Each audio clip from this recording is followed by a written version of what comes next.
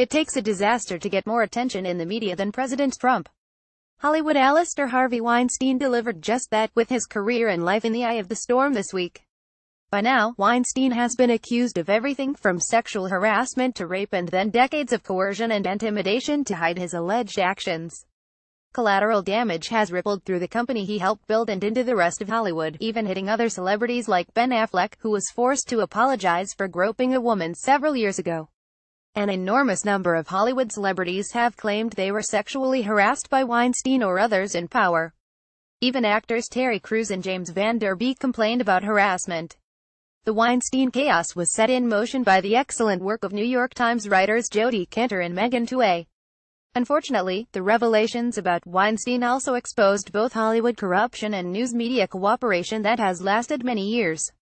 They showed the lengths that Hollywood PR people and the media have gone to hide bad or compromising stories about Weinstein over the years. NBC led the pack, but even late-night comics were reluctant to call Weinstein out. And even the Washington Post had zero print coverage the day after the scandal broke. Former Trump press secretary Sean Spicer gleefully criticized the paper for this failure. The media tolerance of her complicity in Weinstein's mistreatment of women calls to mind how many thousands of times journalists have used the term war on women against Republicans. In fact, GQ is still using that term against the GOP. Shockingly, in a story that mentions Weinstein. To be blunt, there are too many media fails this week to hit them all. So let's hit the higher low points. For all that, Kantor and Twohey deserve credit for by exposing the dark side of Hollywood. Their own paper choked when it had the chance to report the story 13 years ago. Former Times reporter Sharon Waxman wrote a story in the Wrap headlined Harvey Weinstein's Media Enablers. The New York Times is one of them. Waxman wrote that she investigated oft-repeated allegations of sexual misconduct by Weinstein in 2004. She said that she learned that the head of Weinstein's film studio in Italy had no film experience and his real job was to take care of Weinstein's women needs, among other things. Waxman wrote that she also tracked down a woman in London who had been paid off after an unwanted sexual encounter with Weinstein. However, Waxman said the story I reported never ran because of intense pressure from Weinstein. NBC certainly humiliated itself. NBC News correspondent Ronan Farrow couldn't even get the network where he works to run the story. CNN anchor Jake Tapper called out NBC's media complicity. Farrow had to take his report to The New Yorker to get it published. MSNBC's Rachel Maddow told him in a non-air interview, NBC says that the story wasn't publishable. Farrow proved the network wrong. NBC failed at every level. Its newscast ignored the story. Its news department squelched it. NBC's Saturday Night Live, the network's anchor comedy show, didn't even make one joke about Weinstein. The Huffington Post skewered NBC, and deservedly so, becoming more and more clear that what happened at NBC is straight-up journalistic malpractice, it wrote, adding an awesome illustration of a chicken with the network's famous peacock feathers. NBC's Today co-host Matt Lauer shockingly gave the network credit, saying Farrow had been working this story for a long time. Both for NBC News and The New Yorker, actress Rose McGowan, named in the original Times piece, has now come out and said that Weinstein raped me. Just hours before that, she had bashed Weinstein favorite actor Ben Affleck for allegedly lying about what he knew about Weinstein. Twitter actually suspended her account, though Twitter claimed it was because she tweeted a phone number. McGowan, who reportedly had a settlement with Weinstein, seemed to be enjoying a measure of justice despite the bizarre suspension. All three broadcast networks reported in 2015 that Weinstein had been accused of groping an Italian model. Then they promptly forgot it and spent 2 years treating Weinstein like it never happened. This included NBC Today co-host Kathy Lee Gifford telling on air how she became friends with Weinstein. Both ABC and NBC reported how first daughter Malia Obama landed an internship with the mogul. Neither network mentioned the allegations against him. But I suppose the Obamas are still perfect parents even though they let an accused sex harasser give an internship to their daughter, too. NFL can't stand getting the knee from Trump. The NFL and its players' union both look like the pathetic Cleveland Browns against Trump's anti-protest air attack. Ever since Trump sacked the protesting players and said they should be fired, the protesters have been fired up. Only so have the fans, and they outnumber the players thousands to one. This week found protest ally ESPN abandoning one of its own star players, Jemele Hill. The SportsCenter anchor had touched off a furor by calling Trump a white supremacist. ESPN didn't even suspend her for that. This week she commented on how Dallas Cowboys owner Jerry Jones vowed to bench protesting players. "If you feel strongly about JJ's statement, boycott his advertisers," she tweeted. Calling the president a white supremacist was okay to ESPN. But messing with advertisers was a bridge too far. The network suspended her for 2 weeks, annoying the social justice community. Another ESPN staffer, Michael Wilbon, called Jones' attitude a plantation mentality. That was only part of the league's problem this week. Vice President Mike Pence attended a Colts game and walked out after the player protest. That set more media tongues wagging, especially at MSNBC. The Morning Joe team was all set to be annoyed, and host Joe Scarborough called Pence's actions an abuse of power. NBC's Kate Snow criticized it as another divisive issue for the Trump administration. The result of this continued bad PR is the league making a new rule that says players should stand for the anthem. Both owners and the Players Association are planning to meet to come up with a strategy to keep from further harming their sport.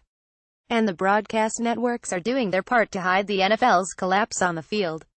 They gave 10 times more coverage to their reaction to Trump's initial criticism of the league than the announcement that the NFL appears to be backing down. 3.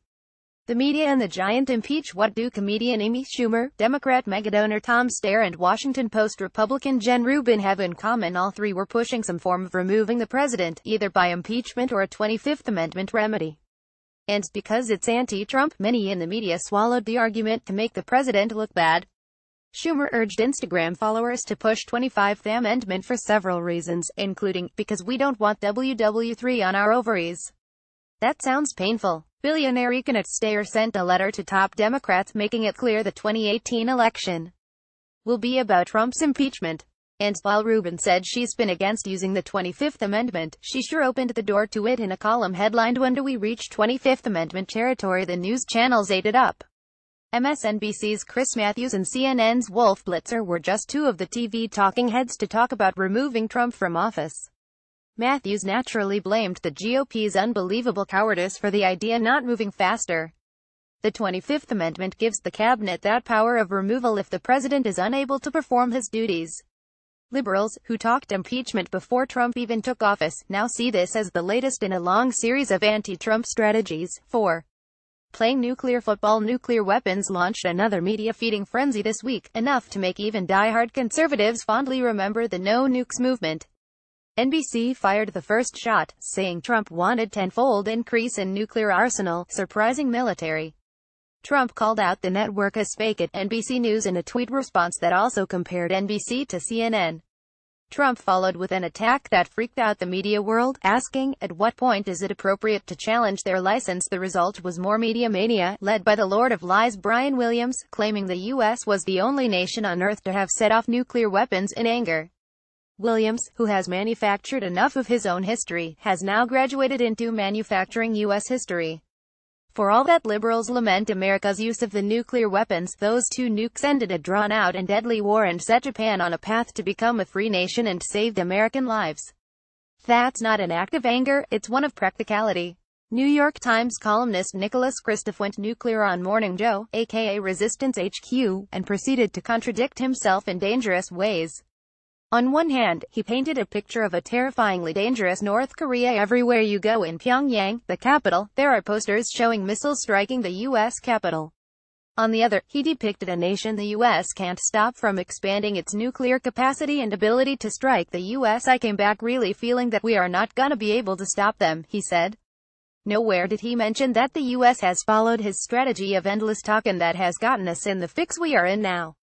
Kristof's employer was so concerned that it ran an editorial calling for Congress to take away the president's ability to use nuclear weapons in a first strike, effectively neutering America's defense. As the anti-Trump paper put it, he could unleash the apocalyptic force of the American nuclear arsenal by his word alone, and within minutes. So could Obama, yet somehow no one in the media cared. Hooray for Hollywood. While Tinseltown celebs like Julianne Moore are calling for new gun regulations, it's important to see the entertainment industry for what it is: hypocritical. The week of the Las Vegas attack, 4 of the top 5 movies in the U.S. were incredibly violent, with more than 200 incidents of gun violence, along with another 377 incidents of other types of violence. 2 of the movies, American Assassin and Kingsman Golden Circle, assaulted the senses with so much bloodshed that it is challenging to tally all the violence. and automatic weapons that were part of the Vegas massacre figured prominently in 3 of the 4 films. Nearly forgotten rapper Eminem "No, Not These Guys" is back and desperate to be relevant by being edgy, attacking Trump like almost every other media figure on earth. He bashed Trump with rhymes so embarrassingly silly that he would lose epic rap battles of history to J.R.R. Tolkien. Along with calling Trump orange, he gave the obligatory 4-letter word salute to Trump fans.